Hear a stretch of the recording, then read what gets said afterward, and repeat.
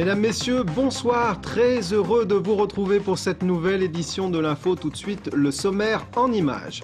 La ville du Mans et la métropole vont augmenter les impôts locaux de 3,5% ce jeudi. C'est la plus forte hausse depuis l'arrivée de Jean-Claude Boulard à la mairie. Les amis de Dany Le Prince ont écrit une lettre ouverte à Nicolas Sarkozy pour lui demander d'accélérer la révision du procès. Et puis le Théâtre de l'Écluse propose tous les soirs jusqu'au 28 mars une pièce adaptée de textes d'un auteur arabe du XIVe siècle. Mon invité, Jean-Max Legrand, président de l'ASCAP 72, l'association sartoise des cadres pour l'emploi. Votre association vient de signer aujourd'hui une convention avec le Crédit Mutuel et tiendra son assemblée générale jeudi soir prochain. Les impôts augmentent. Après le Conseil général en février, la ville du Mans et la métropole vont décider d'une hausse substantielle des impôts ce jeudi, plus 3,5% pour les taxes d'habitation, de foncier bâti, de foncier non bâti payées par les ménages, plus de 5% pour la taxe professionnelle payée par les entreprises. Cumulé à l'augmentation décidée par le Conseil général, un ménage manceau paiera donc 106 € de plus d'impôts locaux que l'an dernier. Explication. La facture sera votée jeudi prochain et elle sera salée pour les ménages manceaux. Les propriétaires paieront en moyenne 41 € de plus pour la taxe d'habitation et le foncier.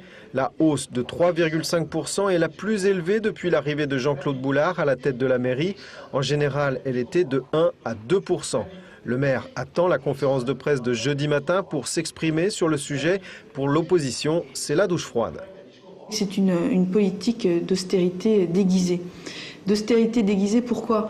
Parce qu'en fait, on voit bien, on augmente la pression fiscale sur les ménages, sur les entreprises.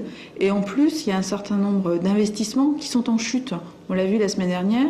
Le gymnase, le dojo, la cité des musiques qui ne se fera pas.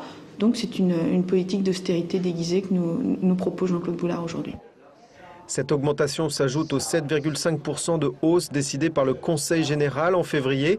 Au total, un ménage manceau paiera donc 106 € de plus que l'an dernier. Jeudi, le débat va probablement se focaliser sur le clivage entre le département et la ville. Est-ce que c'était la peine d'en rajouter? Parce que je rappelle que le Conseil général, lui, a des dépenses qui sont obligatoires en matière de solidarité, des dépenses nouvelles, contrairement à la ville du Mans qui, elle, choisit ses dépenses. C'est une distinction qui est très importante. Donc cette augmentation, pour nous, n'est pas justifiée. Je pense qu'une augmentation modérée de 1,5% était largement suffisante. L'opposition votera contre le budget, un budget qui ne sera pas le plus difficile des prochaines années. Selon le document budgétaire, les effets de la crise se feront pleinement sentir en 2010 et en 2011. Puis, dans l'affaire de la péniche, le département a décidé hier de poursuivre la propriétaire du Marines devant le tribunal administratif. Le Conseil général va lancer une procédure d'expulsion pour occupation illégale de son domaine. La balle est maintenant dans le camp de la justice. Nadia Gauthier, la propriétaire du Marines, ayant décidé de poursuivre les travaux. L'affaire Dany Le Prince refait parler d'elle. Ses amis ont décidé de publier une lettre ouverte adressée à Nicolas Sarkozy pour demander la révision de son procès. L'homme a été condamné à perpétuité pour le quadruple meurtre de Thorigné-sur-Luay. Un reportage de Michael Texier. Ces mots, il voudrait qu'ils résonnent le plus loin possible, jusqu'au plus haut sommet de l'État. Thomas Guillon était ami d'école avec Sandra Le Prince et l'une des filles de Dany. Persuadé de l'innocence du condamné à perpétuité en 1997 pour le quadruple meurtre de Thorigné, il vient d'envoyer la lettre au président de la République. Il reprend les points les plus litigieux de l'accusation et lui-même accuse. Il y a beaucoup de choses qui ont été faites à charge et non pas à décharge, dans un but effectivement de trouver rapidement un coupable. Ce qui fait qu'on n'a pas cherché la vérité, bien qu'il y avait les preuves flagrantes, les ADN, les empreintes, du sang, qui n'ont jamais été analysées. Une lettre dont plusieurs dizaines, voire centaines d'exemplaires empruntent le même chemin, du moins l'espère-t-il.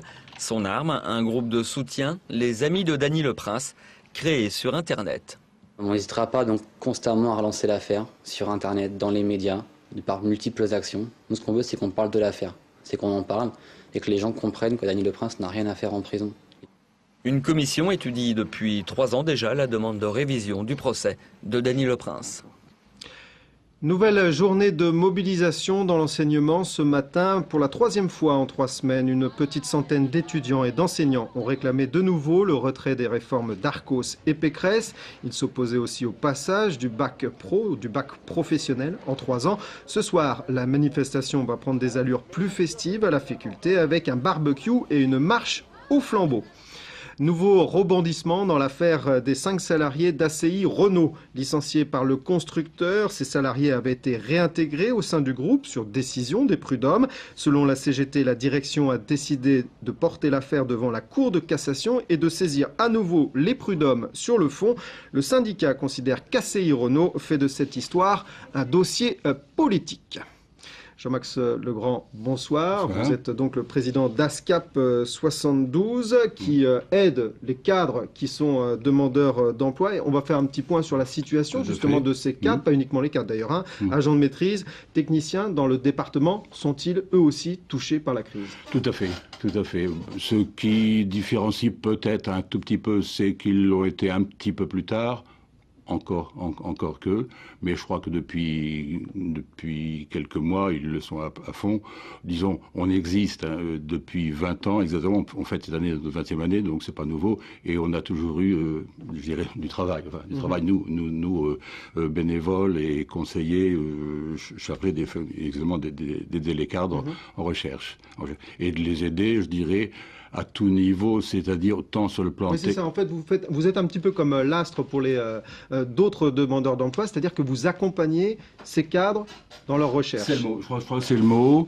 On les accompagne dans leur recherche, on les accompagne, je dirais, techniquement, en les aidant ou leur apprenant à faire des CV, à bien réagir dans un entretien d'embauche, ce qui n'est pas forcément évident, en faisant la simulation, en essayant de construire leur projet, leurs objectifs, mais on les accompagne aussi, je dirais, de façon personnelle, enfin humaine, entre guillemets, dans la mesure où l'exclusion, elle est à la fois professionnelle et personnelle. Enfin, oui, alors y a-t-il véritablement exclusion?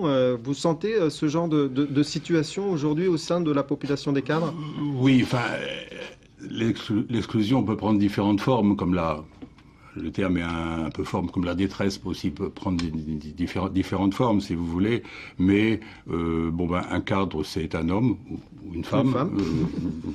Comme on a d'ailleurs actuellement, et depuis un temps, un petit peu plus de femmes que d'hommes parmi nos adhérents. Enfin, et donc, qui vivent forcément des situations difficiles. Des situations difficiles, personnellement, familialement, qui peuvent s'accompagner de divorce, par exemple. Enfin, c'est pas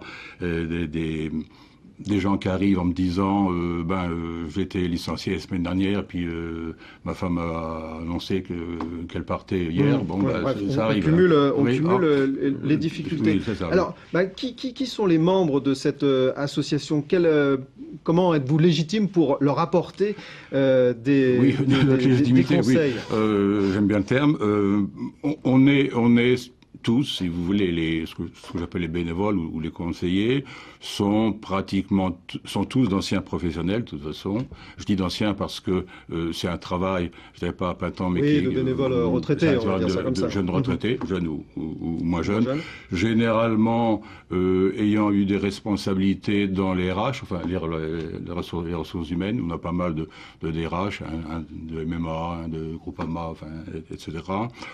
Soit comme consultant, c'est mon cas, soit comme cadre de direction des fonctions d'encadrement. Enfin, alors, aujourd'hui, vous avez signé une convention avec le Crédit Mutuel qui propose un petit peu comme ce que fait l'association l'ADIE, c'est-à-dire d'apporter des microcrédits aux cadres qui ont envie de se lancer dans une activité, qui ont des besoins entrant dans le cadre d'un projet. Alors, je crois que c'est les termes qu'il faut retenir. Ça ne peut concerner que des gens ayant un projet, mais le projet pouvant aller de quelque chose de très modeste, changer de voiture parce que leur ancienne est morte, et puis pour aller travailler à 50 km, on a besoin, ou monter un commerce, une entreprise, reprendre quelque chose. Enfin, ou bien suivre une formation, par exemple. Ou bien suivre une formation, ou bien acheter, je sais pas, du matériel informatique. Donc tout ça rentrant dans le cadre d'un projet et qui sera étudié effectivement par le Crédit Mutuel. D'accord. Et dans ce cadre-là, la SCAP les accompagne. Les accompagne.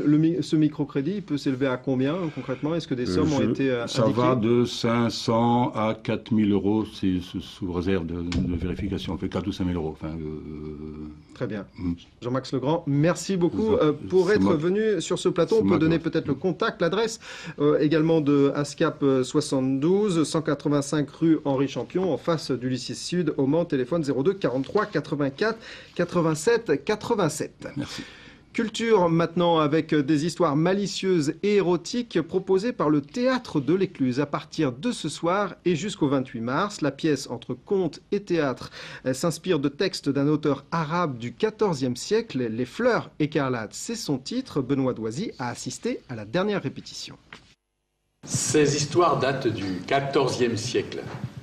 XIVe siècle, du temps où l'Égypte se donna pour maître les Mamelouks turcs. Histoire d'amour empreinte d'une infinie tendresse, sans pudeur, l'érotisme se laisse voir au détour d'un regard, d'un jeu de mots ou de langue.